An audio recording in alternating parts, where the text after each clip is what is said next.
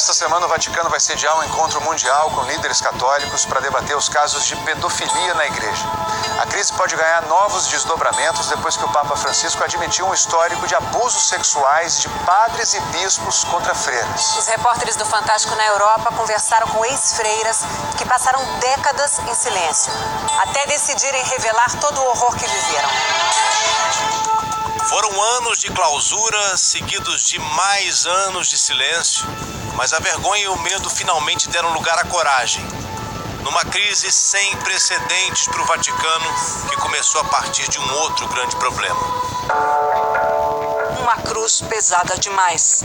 Esta semana começa uma discussão fundamental para o futuro da igreja e também para o presente. Como acabar com a pedofilia do clero? O Papa Bento XVI afastou muitos religiosos e passou a impor mais rigor à entrada dos jovens padres aos seminários. O Papa Francisco foi o primeiro pontífice a ver a questão como abuso de poder. Agora, no começo de fevereiro, Francisco admitiu outra grave acusação: os abusos sexuais contra freiras. Schiavitù, persino la schiavitù sessuale. Francisco voltava dos Emirados Árabes e no avião, ao responder à pergunta de um jornalista, declarou: é verdade que dentro da igreja há clérigos que fizeram isso. Eu acho que ainda fazem. A Santa Sé está trabalhando faz tempo para combater esse problema e há toda a vontade de continuar essa luta. O Papa fez a inesperada declaração após o jornal do Vaticano, L'Osservatore Romano, publicar um editorial na sua revista mensal Mulheres, Igreja, Mundo. A autora, a jornalista e professora de história Lucetta Scarafia, chamava a atenção para o abuso sexual de religiosas, que é praticamente desconhecido. Nesta entrevista coletiva, Scarafia diz que a questão do abuso de religiosas é mais complexa do que o abuso de crianças, porque o abuso de menores é um crime em termos absolutos, mas com as freiras é preciso provar que elas não tinham dado permissão, um consentimento que pode ser forçado de muitas maneiras. É necessária uma investigação profunda que muitas vezes é dificultada se elas não têm coragem de denunciar. Os casos mais assombrosos vieram à tona nos últimos meses, como conta agora da França o repórter Rodrigo Alvarez. Numa área rural da França, a mais de 400 quilômetros de Paris, no pequeno vilarejo de Saint-Jodard, jovens freiras viviam enclausuradas, obrigadas a um silêncio que só se romperia muitos anos mais tarde. Só na década passada descobriu-se que por mais de 30 anos, as capelas, sacristias, escritórios e dormitórios da comunidade religiosa de São João eram os cenários de uma rotina secreta de manipulação, tortura psicológica e abusos sexuais.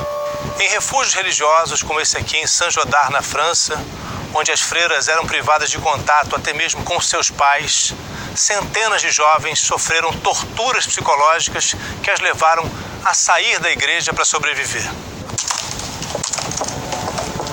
Agora, Marie-Laure Janssens e Michel Bresneau resolveram revelar tudo o que as angustiava e envergonhava.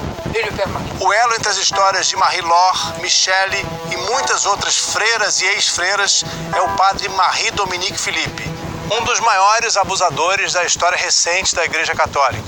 Testemunhas dizem que os abusos do padre Marie-Dominique Philippe já eram conhecidos do Vaticano na década de 1960, quando ele obteve autorização para criar uma comunidade na Suíça. De lá, depois de alguns anos, ele acabou se mudando aqui para a França, onde criou a nova sede da comunidade das Freiras Contemplativas de São João. Um convento onde o sexo era estimulado até pelas madres superioras, responsáveis pela formação de jovens freiras como Marie-Laure. Ele dizia que duas pessoas que são consagradas a Deus podiam fazer o que quisessem. Muitos irmãos, inclusive o próprio padre Filipe, utilizaram esse discurso para justificar gestos que chegavam a uma relação sexual. Marie-Laure viveu 11 anos de medo no convento. Quando começou a questionar o comportamento dos religiosos, disseram que ela estava possuída pelo diabo e que precisava de exorcismo. No livro que escreveu, afirma que os abusos vinham também das madres superiores. Marie-Laure e Michel Presnot nunca se conheceram. Viveram realidades parecidas em comunidades diferentes. O mesmo padre que apavorava Marie-Laure abusava de Michelle. Quando entrei na igreja, o padre Felipe pegou minha mão através da grade e beijou cada dedo. Eu não ousava duvidar daquele que era considerado um santo por toda a minha comunidade. Ele me disse: vou fazer você sentir o amor que Jesus tem por você. O padre foi ainda mais longe. Ele começou a pegar a minha mão e colocá-la sob sua roupa e colocar a minha mão sobre as roupas dele. Isso sempre me dizendo que se eu tivesse dúvidas era para eu falar com ele apenas. Michelle diz que o padre Marie-Dominique Philippe compartilhava os abusos e as mulheres com o irmão mais velho dele, o padre Tomás Philippe. O padre Tomás tinha 70 anos, 40 a mais que eu, e era repulsivo, não tinha higiene e fedia. Michelle ficou deprimida, deixou a congregação e foi trabalhar como empregada doméstica em Paris. O padre Marie-Dominique foi atrás. Ele vinha tarde da noite me visitar e terminava na minha boca para evitar uma gravidez indesejada. Só quando os dois padres morreram, Michelle, Marie-Laure e outras dezenas de mulheres sentiram-se seguras para denunciar os abusos. A Igreja Católica também só agiu depois da morte dos dois padres. Em junho de 2009, sob o comando do Papa Bento XVI, afastou 4 religiosos da comunidade por participação ou conivência nos abusos sexuais e morais. Apesar disso, não se tem notícia de que a igreja tenha feito denúncias criminais contra os acusados. A igreja deu permissão a esses religiosos para fundarem uma nova ordem na Espanha, que seria mais tarde fechada em 2013, num dos últimos atos do Papa Bento XVI antes de sua renúncia. Marie-Laure afirma que uma de suas algozes, mesmo expulsa pela igreja, continua atuando. A Associação Europeia, que oferece apoio às vítimas de abusos em ambientes religiosos, afirma que só na França mais de 30 comunidades onde freiras e padres continuam sofrendo abusos.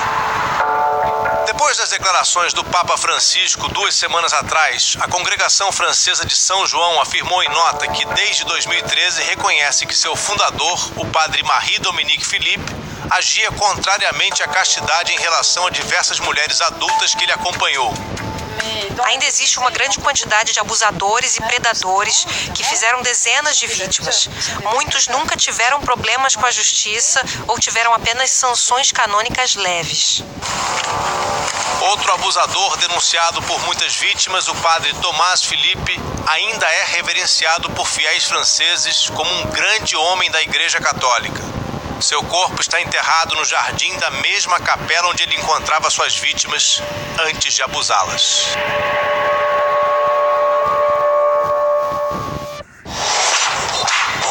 Você sabe por que a final da Taça Guanabara